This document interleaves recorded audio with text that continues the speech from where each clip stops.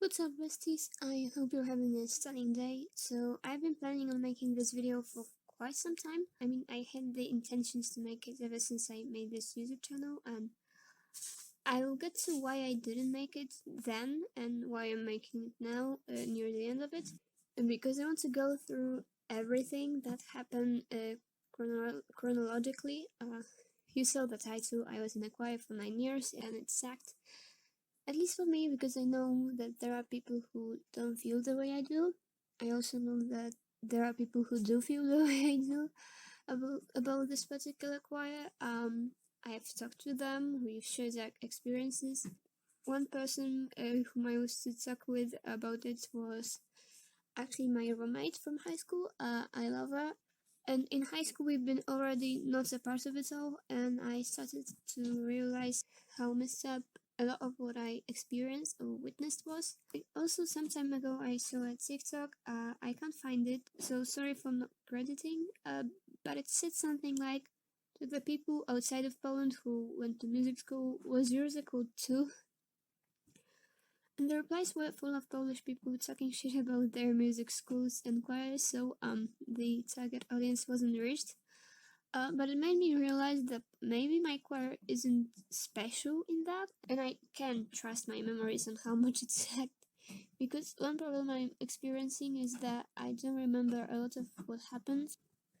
After all, it all started for me when I was 7, and now I'm left with this feeling of hatred and anger and fear, and I struggle to put it in words, and I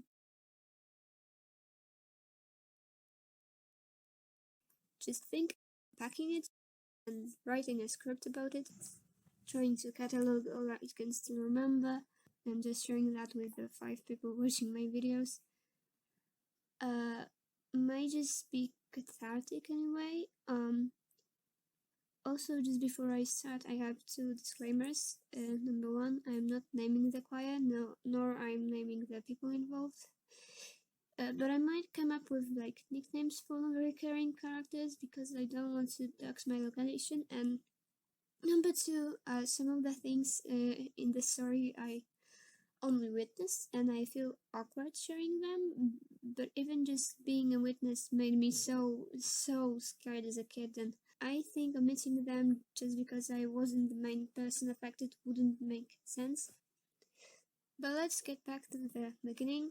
As I've said, I was 7, I just started elementary school. Oh, actually, I did have another pastime thing going on. Shortly before signing up to a choir, they signed me up to like a traditional folklore music band. It was against my will because initially I thought this music and costumes and everything around it is just an old people's thing. But I actually ended up liking it a lot, and now it kind of makes me proud that I got to experience my culture like that. Also, it was free, so it had no downsides. I stayed there for the same 9 years I was in the choir, which was awkward sometimes because there was some beef between the people from the culture center that held the band and the principals of the choir.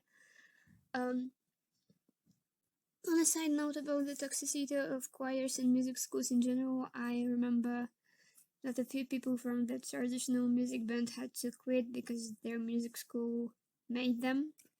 Because, instead of allowing kids to experience different types of music and participate in more than one creative project that can benefit their knowledge and understanding of music and culture at once, they just saw the folklore band as a competition event, even though it really wasn't. It was making a completely different type of music, and it was quite possible to, be a part of both of these.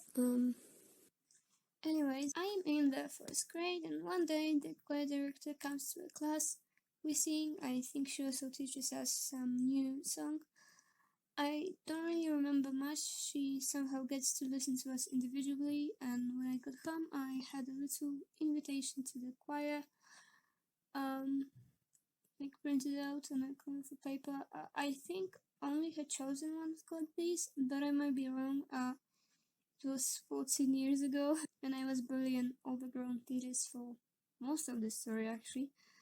But yeah, my parents signed me up. Initially, it was fun, I think. Once again, I don't remember much. I think it's a bit funny how I only memorized the verse, but especially later, that often seemed like all there is, because I wanted to quit for quite a long time before I actually managed to. Now, the choir has some hierarchy and is divided into several sub-choirs. And I think it's important to show how the process of getting into the higher ranks works. So first there is a choir for small kids, no minimum age, up to maybe 8, probably less, depending on when you sign up, to be honest.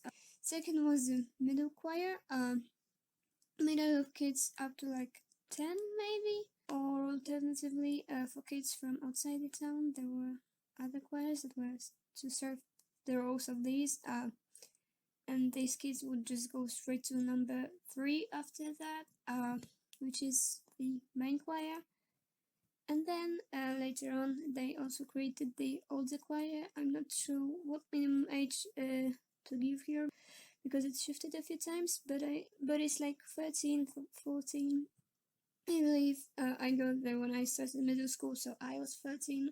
And the number 5 adult choir for the parents, because the choir itself is very old, so a big chunk of parents of kids who were in the choir were also in the choir when they were kids themselves, and so they created their own little thing associated with it. But I'd argue the older choir that's made out of teenagers and young adults might just be the most advanced. I guess the sole fact that there were parents who were in a choir as kids and still are a part of it creates an interesting, to say the least, structure where they're trying to engage their whole families into this cult. They even had this policy that they third, I think, kid from each family and everyone's who's in the choir for more than a decade doesn't have to pay for it, and so leaving is very awkward because even if you want to, your whole family's engaged. So what, are you all going to quit? This is actually why I stayed for so long. My sister was there too, and even when I asked my mom to just sign me out, there was always the, what reason are you going to give them? There was this sense of shame for quitting even, and there was this constant talking about discipline that was seen as something positive and life teaching, and when someone did quit, they were seen as lazy and weak and unable to live under this discipline, and that's what people were always saying, and I believed it actually for a long time. I mean, the group is just elitist, claiming a special status for itself, really. I don't really know how to explain these feelings, but there was this sense of superiority over the people from the outside. There just was this polarized us versus them mentality.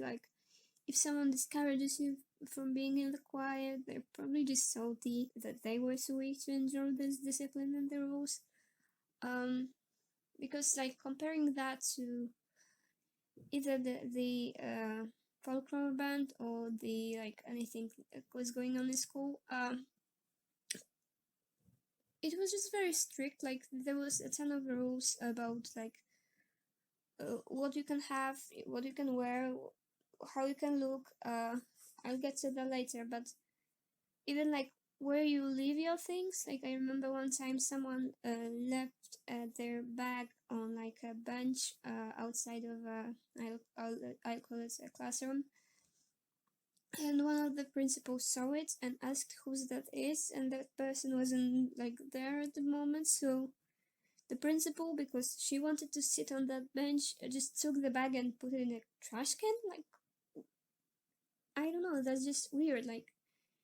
It's weird to have to take out your bag from a trash can because a principal of all people put it in there, Also, I remember that when I was a kid, these adults were often around as our guardians on different trips or concerts, and they would often recall how in the past when they were in the choir. It was back when teachers were allowed to beat children, and they would get beaten for misbehaving, and how that's actually a good thing because the discipline, how that's how it should be. And I think it was just to scare us, but well, it did scare me. It worked. Coming back to a timeline in the small and middle choir, I kind of got to be this like gifted kid that I was throughout my childhood, always trying to prove that I am. Which in itself I think is an interesting topic. Seeing how burnt out I am now, but it's not just me. This is a whole phenomenon. There's just so many people on social media sharing my feelings. It just feels good to know that I'm not alone. Anyways, they would hand out like little solo parts, left and right to whoever wanted, and I always did, which ended later on. In all the choirs, actually, there not only were few solo parts, but they would almost always go to kids whose parents were employers of some sort in the choir. Which, aside from being just nepotism, did at that time hurt my ego, but in hindsight, it's not that big of a deal. Although it was weird, like how unequally treated we were. The worst treated were the kids. I feel like the principals just knew that they can't yell at older teens or young adults. They won't let them just terrorize them into submission. So they would do that to like the 10-year-olds. Also, boys would be treated better because there were fewer of them to begin with. The choir was often seen as something just for girls, and they didn't want to deter the ones that were still there. When I got to the middle choir, we were divided in parts, rather randomly, I'd say. At that point, no one was really a good soprano or a good alto. Once again, we were kids, and often someone could just get into whichever group they wanted to be just by asking to be with their friends. Still, I was a mezzo-soprano, and it hurt my feelings. I wanted to be a soprano, okay? They would also often do this thing where they would just separate siblings, which has a potential to be cool, because later on you can, sing together in your free time, I guess. But it just proves that, it's not about your voice, and I feel like also they employers kids would more often than not, get just where they wanted to be, the girls would be sopranos. Also, they had instrumental classes. I attended flute and for a short period of time violin, but it was okay actually, probably because the principals weren't involved that much. It's just a pity that we weren't allowed to participate only in the instrument without the choir. I love playing flute. Oh, and also they had ballet, which I attended briefly, but I just can't dance. My body is too stiff. All I remember from my time dancing there is one of the principals yelling at a 5-year-old girl for doing a flip wrong. So yeah, there is that. But yeah, let's just go to the meat and potatoes of this video, which is trips abroad. And now I'm very grateful to my parents that they paid for so many abroad trips. But once again, my memory is funny, and I only remember bad things from now. Maybe I was just too young, and we in general don't remember our childhoods so all that well. So yeah. When it comes to preparations, we all had to lend the identical bags and suitcases and jackets and what have you from the choir. Had to have everything from a list that was given to us, which mostly made sense, but it included food, some of which I hated, and I was actually once yelled at for not taking things I dislike and taking things I do like instead. because of course I can't have like the food I like. I must eat what everyone else is eating. We had to have a notebook for a journal. Everyone had to write a journal, and they would count how many pages we have. I can't find mine, but they would like check our journal, so I wouldn't write anything interesting in there either way because I like my privacy. I would just write where we are and describe how the place looks with like details about weather or some plants or insignificant things that everyone notices. And also they gave us notebooks in which we had to fill out our information about all the things we took, the amount of money, what medications we take, just practical stuff. And also there was some free space for parents to write things about us that might matter on a trip. Also no phones allowed, ever. I am a Zoomer, so I got my first working phone rather early in my life. Like I was probably 9 or 10.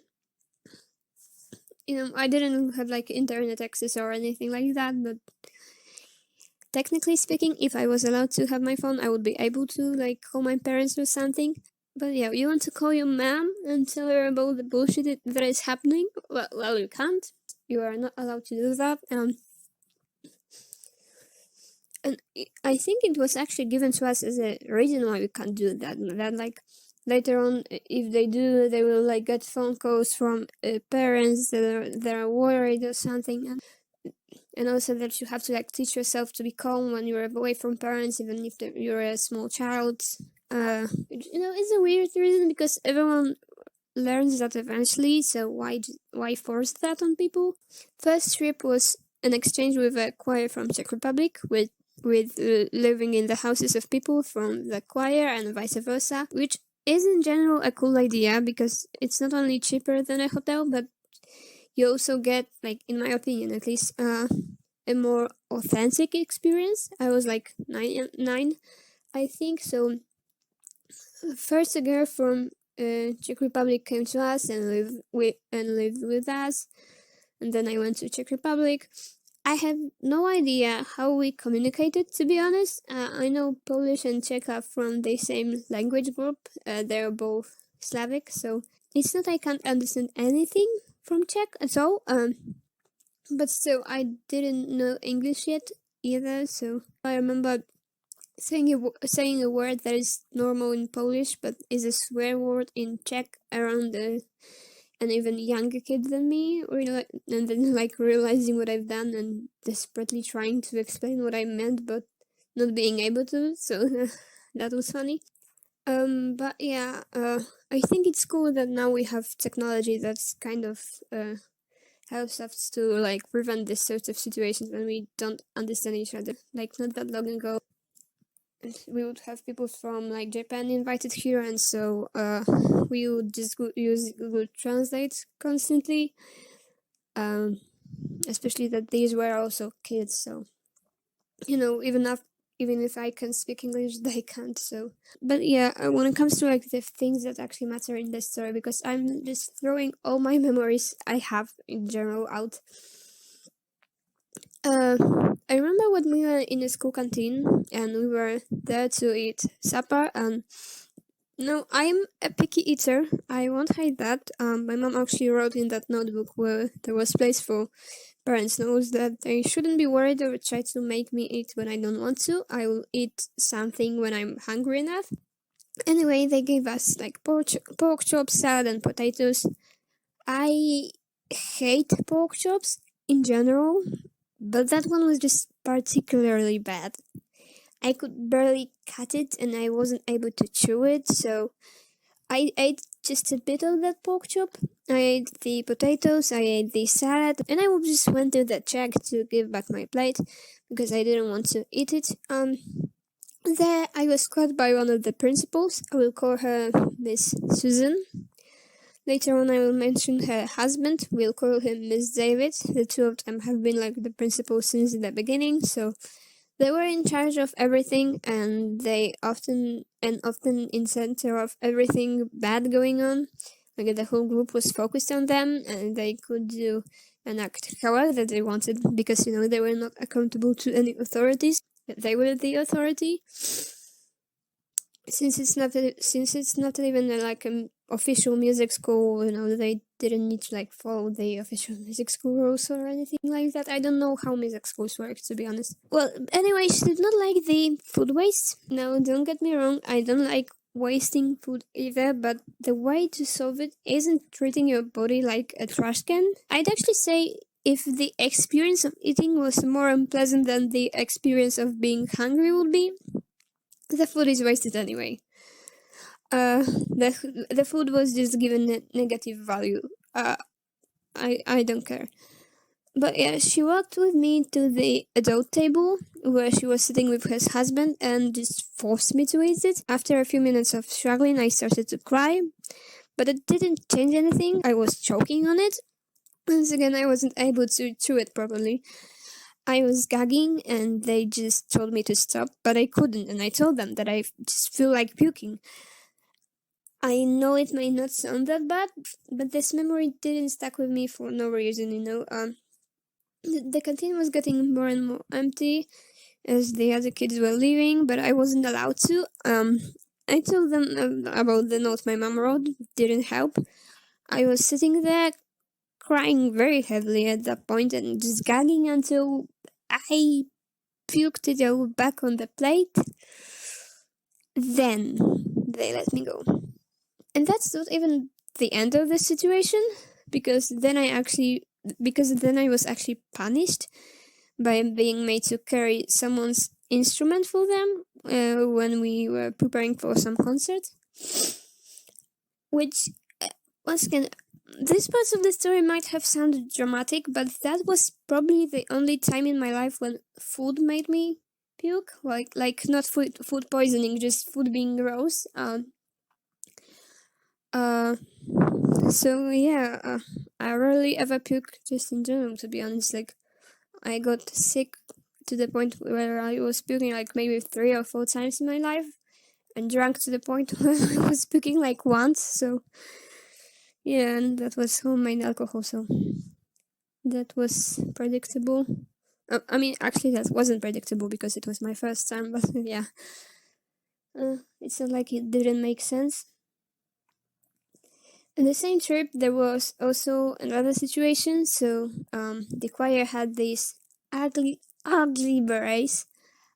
I like berets, but theirs were off, like with these big pom-poms on top.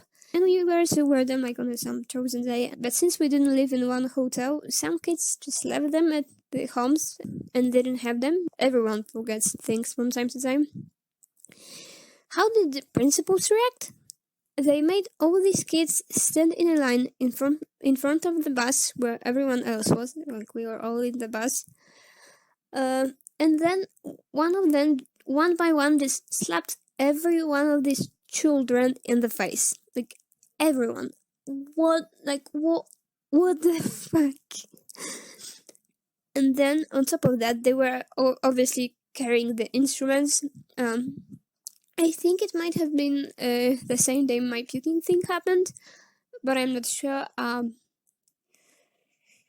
Yeah, to be honest, this story is all you should need to know that this choir sucks. Like, it's the 21st century, you don't get to just hit children and not have any consequences of it. But they did. They did get away from it. Like, nothing happened to them because of that. Also, eating will actually be a recurring thing in this video. One other thing I remember being essentially force-fed sandwiches with bait. Well, I hate meat and will mention it again. And the principles are the "if you don't eat meat, you will be hungry" kind of people. It's terrible much. I'm not sure when it was, but probably Czech Republic also. Another trip I was on was to Italy and Vatican when John Paul II was being canonized. That was 2014, so I was 13. It was quite an expensive trip to begin with. Obviously, Italy is a bit far from Poland, so perhaps I know I shouldn't complain about money. Yeah, we didn't sleep in a hotel there either. We slept in an empty Sunday school on the floor with sleeping mats and sleeping bags, just in classrooms. There was like a dozen of the girls my age sleeping in my classroom, so when we like laid down our sleeping mats, we didn't even have place for the suitcases, and we had to stack them on top of each other. I don't really want to complain too much about the conditions since they aren't that important to the story, but I must say that the shower thing was weird. As I've said, it was a Sunday school. And I remember one time in our free time we had to play and relax a bit. Me and some of the girls I lived with felt like taking a shower, and on our way there we were told by Miss Susan that we were spoiled and don't need to shower, and that she didn't shower in I think she said 3 weeks, and we were like, gross. Or was it no, she didn't wash her hair in 3 weeks because we wanted to wash her hair. Mind you, we were Poles in Italy in late April. It was hot as shit. We were sweaty and just wanted some basic hygiene. But aside from the fact that there was no warm water or shower curtains in the showers, it wasn't too bad for us. But later that day, we were offered to do an extra concert somewhere, and suddenly Miss Susan came to the realization that her choir stinks. Who would have thought that that's what happens when kids don't have time to shower in such heat? Well, they stink. So to save time, because we didn't have time for everyone to have a shower normally, she requested the rest of the kids to shower 2 at a time in the same shower, which is weird because yes, we were kids, but we weren't 5-year-olds. People felt awkward and didn't feel comfortable being seen naked and so close to each other. And I think we didn't even have swimming costumes because we weren't there to swim. We were in Italy, but we didn't get to be close to the sea. We were in Rome. One food accident that I remember was that before we got to Rome, we actually stopped for one night in a hotel because we were riding there by bus, so it took us multiple days to get there. And for a late supper / dinner, we got pork chops. I have no idea why it's always pork chops. They're the problem food. This time, I wasn't the only one who was struggling. I'd argue that these pork chops were even worse than the ones in Czech Republic, and that once made me puke, so they were really bad, So when we all struggled and couldn't finish the meal, one of the guardians decided to just walk along the table we were at and take the pork chops from whoever didn't finish to a plastic box to feed the hotel owner's dogs with them. Next day, at home, we were fed meatballs with some sauce, and lo and behold, in that sauce I found a piece of pork chop from the day prior. Everyone did, in fact. Just let me repeat if it wasn't clear enough the first time. They just took our half-eaten leftovers, put them in a box all together, and fed them to us randomly the next day. Unless they signed which pork chop was whose. That would probably be even more gross.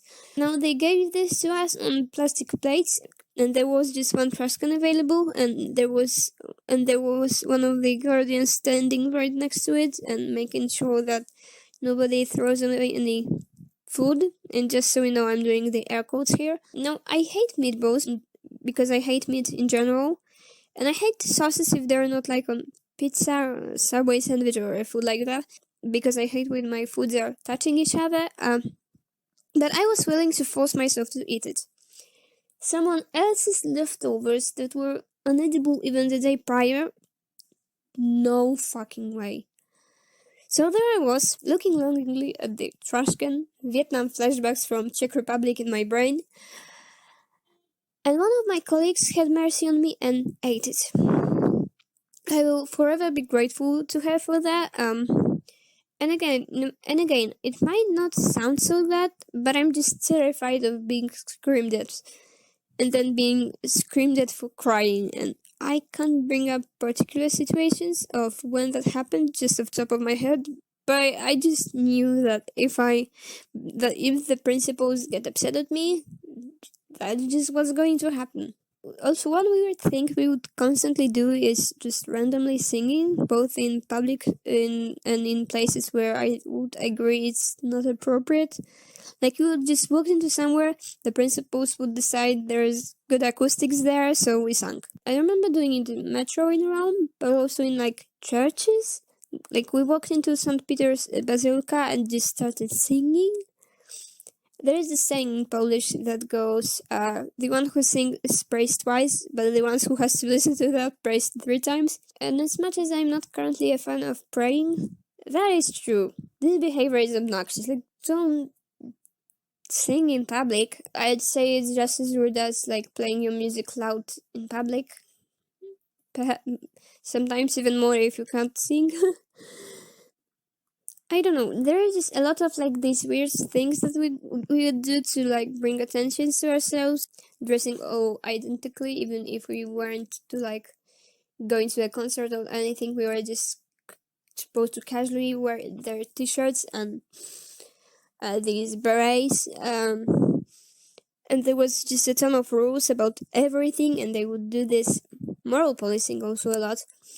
I remember how once Miss Susan would just lecture us how she always goes around the town near Christmas buying the prettiest postcards she can find, each one unique, and send them all to her friends and family, how the young generation is bad for not doing that because found bad paper good, I guess. Or even in Italy, actually, 2 of my colleagues started like dating, the kids' way. We were like 13, just holding each other's hands and stuff. And so she got to her classroom when we were sleeping, and without the knowledge of that too, they were just somewhere else. She just lectured us on how inappropriate that is, and how if you say you're dating, it implies that you're going to get married soon, and how we just want to grow up too fast, and all that stuff about again the kids these days. Ooh. And she then brought us a priest to confirm what she said, because we were in Vatican. It's not that hard to find a priest, and he didn't.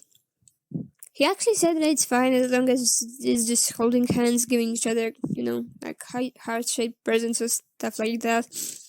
One funny thing he said, though, that stuck in my brain is, I'm trying to paraphrase, kissing is like lighting a cigarette at a gas station. It's not like it guarantees that something will happen, but it still can happen. That something was obviously sex. Remember, kids, if you kiss, whether or not you will have sex now is beyond your control. Another trip I remember the least of, because there weren't any super bad things happening, was one to Germany.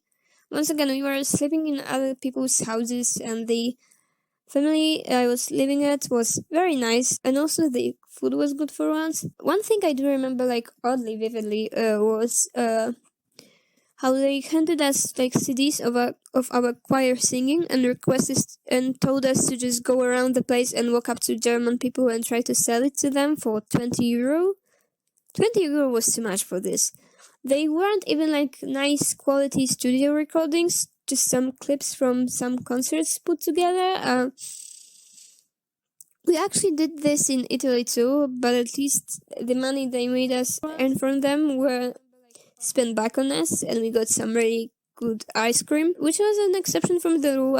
Actually, we weren't allowed to buy ice cream for ourselves, no matter how hot it was, because it was bad for your throat or something. I'm not sure if that's actually a thing, like if people do actually get sick from eating ice cream. But I guess this one rule might make some sense.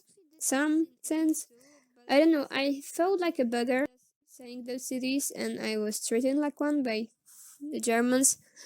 Also, I'm talking about the trips constantly, but that's mainly because I just remember in what countries I've been to, so I can now sit and think about what happened in there. A lot of my memories are just simply lost. But most of the time, we were in Poland, and I can't pretend it was all perfect here either. Especially like before concerts, the rehearsal could last for like 5, 6 hours. Rarely ever have breaks. We often wouldn't be allowed to sit, and for what? Like after such a long time of standing and singing, you will not do your best. You just won't because you're tired.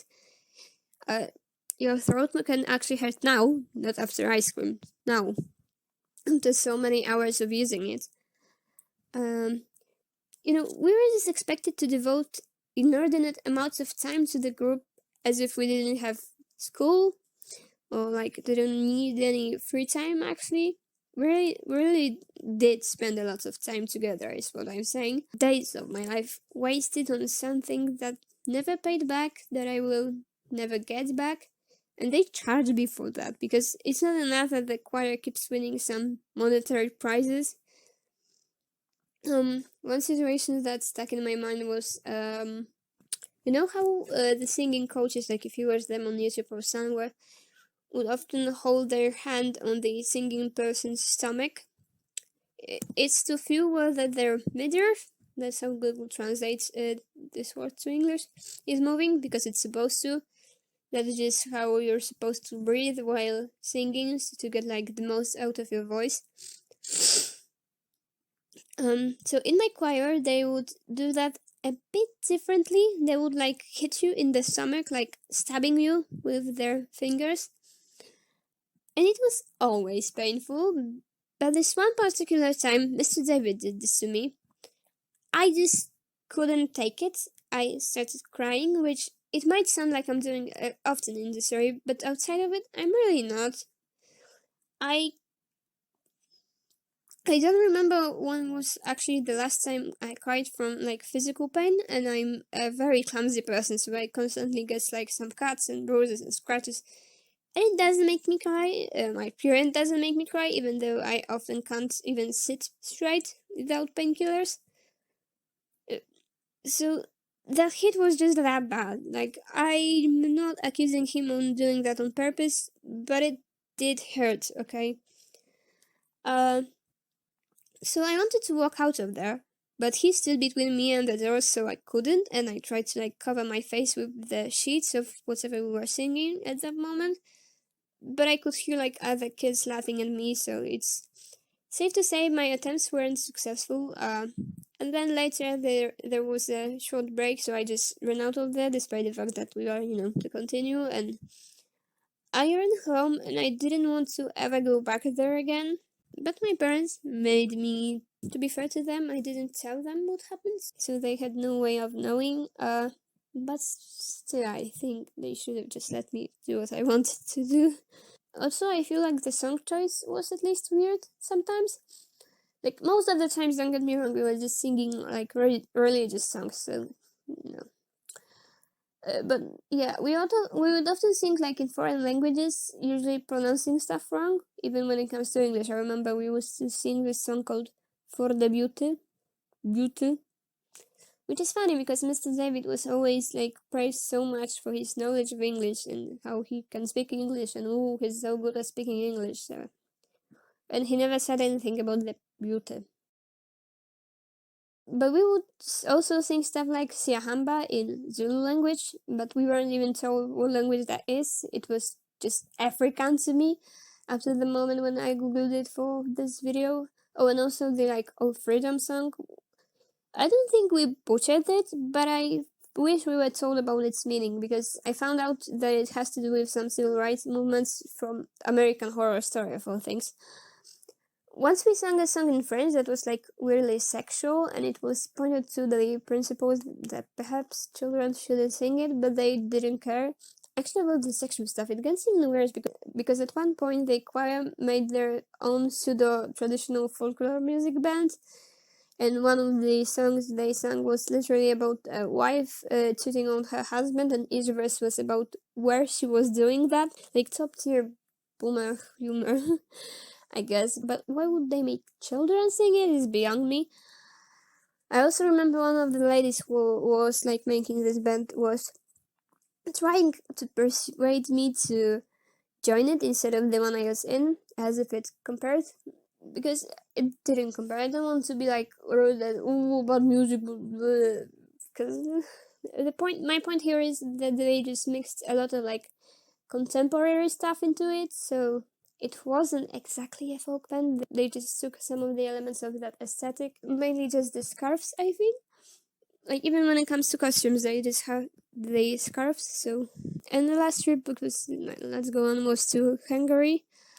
I was sent there against my will, just because my sister wanted to go, and my parents expected me to take care of her, but it was fun to chill and learn new songs. We didn't really go there to throw a ton of concerts. At that point, I already hated the choir with my whole soul, though, so yeah. But my parents thought it was just laziness and that it would be a shame to just quit now and, all that stuff that I mentioned earlier. The worst situation will once again have to do with thought, meat. So everyone had their seat at where we were eating, and we sat like alphabetically or something, so it was known where everyone's place was, even like after they left. And one day, we had chicken legs for supper. Ew. Taught by my previous experiences, though, I ate as much as I was able to force myself to eat. Later that day, we were all called to sit outside and listen to something. One seemingly random girl was told to come to the middle and read a text. And it was someone's diary from World War II about how they were running away from Poland and they got to Hungary and were given some sausages, and how touching that was, and how incredibly happy and grateful they were to get these sausages after a long time of starving. Like, I can't describe it, but you just must imagine that yourself. A person who suffered, who's seen people die, who was forced to leave everything they know behind, who starved, who probably lost, a lot of people they loved, just finally finding shelter and food.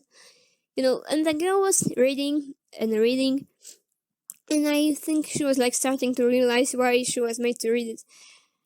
But she was reading and she started crying more and more noticeably, to the point when she was barely able to speak. And then one of the principals announced that she was made to read this because she didn't eat her chicken leg, and just make this whole speech about how we are spoiled and ungrateful and we can't appreciate the food. Like, they did all of this, called everyone in there just to humiliate this one girl for not eating a chicken leg. At the end, I think we all, like as kids, didn't agree with the premise and thought this behavior is disgusting, like the behavior of the principals, not the girl. I hate it so much how some people will act like not forcing yourself to eat is somehow disrespectful to people who are or are starving. Because, even if you starve yourself to the point when you get sick, it will not help anyone, it will just hurt you, so why do that? Also, when it comes to like the living conditions, I here will actually complain because for like 2 nights, I believe we slept in like a different place, and it was closer to Budapest, and there were like hornets' nests all around the place, and I have a phobia of bees and hornets and insects like that, wasps also. I was just very scared. I was staying inside all the time, and this is not to criticize the principal so all as much as it is to just criticize overall community, because I wasn't particularly liked by the kids to begin with. I remember, there's parts of them laughing at me when I'm crying, or here they laughed at me for like staying inside. They laughed at me for like having a reaction to something that I'm terrified of, which also was bad for me like mentally, because after that trip I was too scared to like panic, like outwardly panic, so I would just freeze, and I would go through the same emotions but inside, and I was able to like ask for help. and it is useful with this particular phobia to ask for help, because if I tell someone that I'm scared, they will most likely, just help me, just scare the insects away. So yeah, but yeah, the kids would be mean over like anything and everything. Like, even this is like the classic Disney Channel live action movie antagonist stuff, but I remember actually being laughed at for reading a book, because ooh, that's so nerdy, reading a book. Like, I know it doesn't sound believable, because who laughs at someone for that, of all things? But but on the same trip, I was even laughed at for like having hairy legs, because I didn't want to shave my legs. I still don't shave my legs. I mean, I did for some time, but I'm too lazy. But yeah, this was just a toxic environment all around. Like I said, it was 80s to begin with, so there must have been, some sort of elities, like elitism. Some groups were forming that were like unaccepting of other people and were mean. Like the whole, it kind of reminds me of like American high school teen dramas. This sort of like environment when, it's just.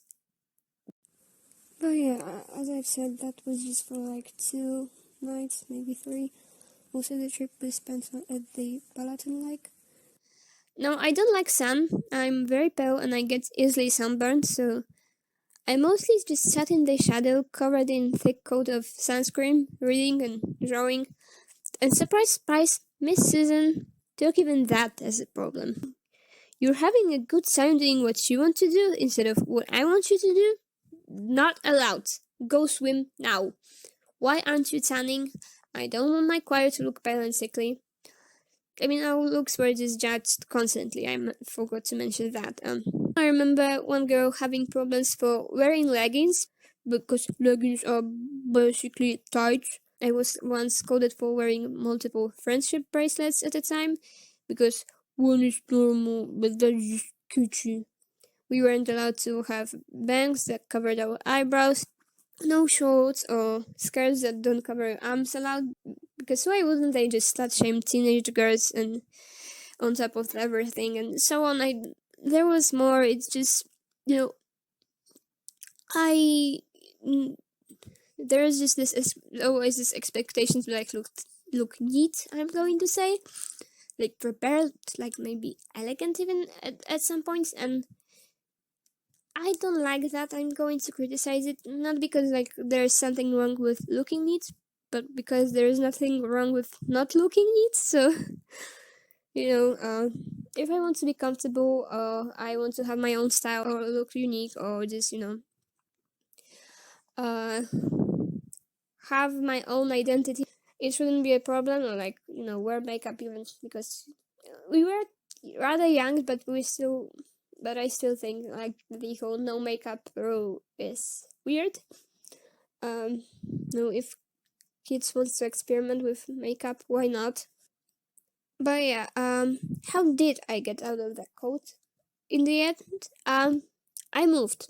I had to move like 50 kilometers away to have enough of an excuse to quit.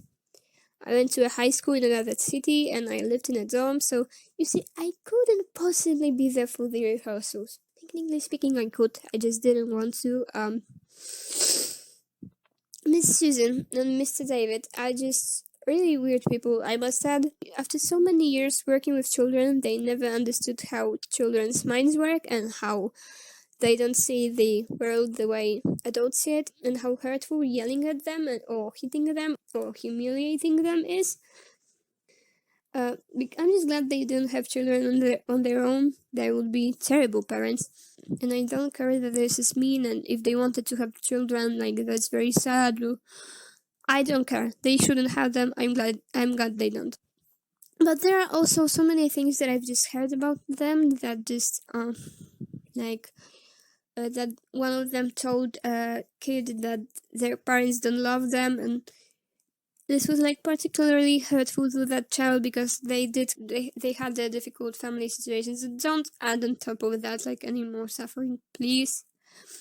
Or how like one of my older colleagues told me that Miss Susan came up to her like in the free time in Germany and just starting talking about her like scars on her hand because she was like self-harming, but these were like healed up scars, these weren't like fresh.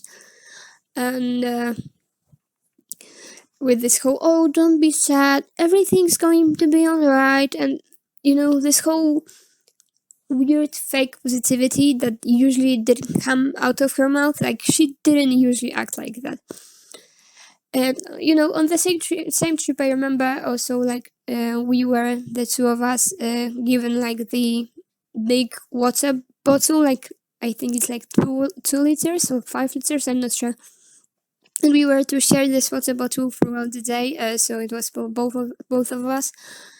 And you know, she carried it for like 15 minutes, and I was like, okay, that's my, at least it's my turn now. Like, you know, she was older, she was stronger, but I didn't want to just leech on her, so I carried it for like maybe 2 minutes, and Miss Susan came and just screamed at her because, oh no, you're making a child carry that. You know, you're stronger. Like, yes, we know. It's just not her turn. Like, it's my turn. Like, I didn't even say I want to like carry it for just as long as her. I just didn't want to be useless. Just leave us alone. Like, we know what we're doing, you know. And for why I didn't make this video sooner, I met Miss Susan when I was in the process of making it, like well over a year ago, and I wasn't able to not be nice to her. I was just too scared. And it made me realize that I wasn't ready. Am I ready now?